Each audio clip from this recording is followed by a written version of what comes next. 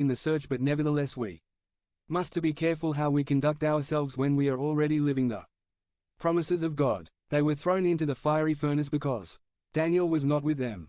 Because Daniel fasted, remember that from the beginning Daniel proposed in his heart not to contaminate himself with the king's food or the wine he drank. Now, these boys knew who they had to worship, but it took them a while where they had to determine who they should worship. Who did they serve, since they already had the clothes and everything else of the Babylonians? Remember what happened to the people when that man stole the Babylonian mantle. The entire town began to suffer the consequences. Now imagine these three who already had full acceptance of the Babylonian garments and still had them on them. A spirit of confusion was upon them until they were freed. All the bonds they had were because of iniquity of the parents. Now it is our turn to also abandon that religious culture in which our parents would have taught us doctrines of man and not of the Lord. Daniel 4:15. Number 2. Bondage of iron, pride, bronze, judgment. You know the story. King Nebuchadnezzar had a dream of a large tree where its leaves reached to the sky, but suddenly it would be cut and a root would be left in the ground with ties of iron and bronze.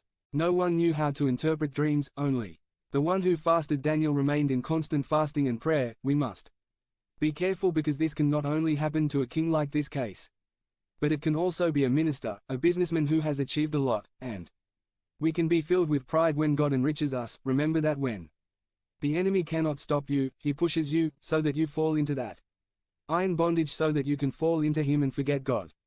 When we see the king living among the animals and eating with them, it was no longer just the bondage, but now the judgment had come on him, because the word that 12 months before had been given to him did not change his way of thinking. God's judgment came to them. We must be careful what doors we open, because we could end up falling into God's judgment, being wounded with madness, blindness and disturbance of the heart. Judges 16:21. Number 3. Sentimental ties from fresh bowstrings. Samson had a life of playing with forbidden things. He played with sin, and when he was about to fall he escaped. But today there are men and women who are playing with sin and think that they will always escape, but the time will come that the bronze chains will be placed on them that represent judgment. We must be very careful because Satan is prowling around. Now the boys are no longer just friends but friends with benefits, who go beyond what is allowed. We must be careful with excesses that are terrible, for example, excess paternity, paternalism, excess authority, dictatorship, excessive food, gluttony, excessive manliness, machismo, etc.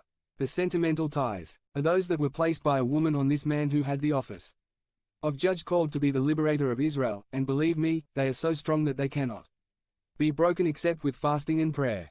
He may be serving himself and being bound to the bonds of sin. Luke 13.